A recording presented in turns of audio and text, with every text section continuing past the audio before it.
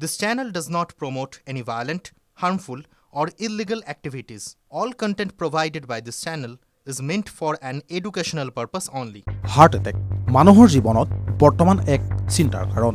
প্ৰায় প্ৰতিদিনে পোৱা যায় হাৰ্ট এটেকৰ ফলত মানুহৰ মৃত্যুৰ খবৰ বিশেষজ্ঞৰ মতে হাৰ্ট এটেকৰ ঘটনা অধিক বৃদ্ধি পায় শীতকালত প্ৰশ্ন উত্থাপন হয় ইয়াৰ কাৰণ কি বিশেষজ্ঞৰ মতে যিসকলৰ উচ্চ ৰক্তচাপ থাকে তেওঁলোকৰ মাজত চিন্তাৰ কাৰণ আৰু বেছি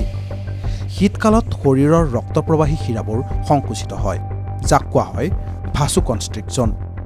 এই প্ৰক্ৰিয়াৰ ফলত শৰীৰত বৃদ্ধি পায় ৰক্তচাপ অৰ্থাৎ হৃদপিণ্ডৰ ৰক্তচাপ বাঢ়ি যায় সেয়ে সতৰ্ক হৈ থকাৰ প্ৰয়োজন মন কৰিবলগীয়া যে সকলো ধৰণৰ বুকুৰ বিষ কিন্তু হাৰ্ট এটেকৰ লক্ষণ নহয় হাৰ্ট এটেকৰ ক্ষেত্ৰত শৰীৰৰ আন অংশ যেনে বাওঁ কান্ধ বা সোঁ কান্ধ হনু অথবা পিঠিৰ বিষো লক্ষণ হ'ব পাৰে অধিক ঘাম ওলোৱা অধিক উদ্বেগ অস্থিৰতা আদি লক্ষণে দেখা দিলেও আপুনি কিন্তু সতৰ্ক হোৱাটো প্ৰয়োজন চিকিৎসকৰ মতে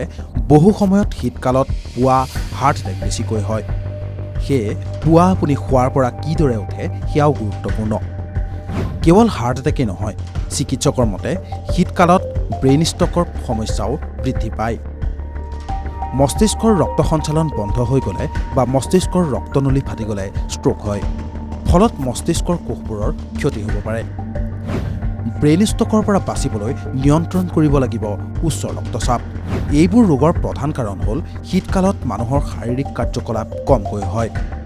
শীতৰ পৰা বাচি থাকিবলৈ অধিক সংখ্যক মানুহেই ঘৰৰ ভিতৰতে থাকে অধিক কেলৰিয়ে হাৰ্ট এটেক বা ষ্ট্ৰোকৰ চিন্তা বঢ়াব পাৰে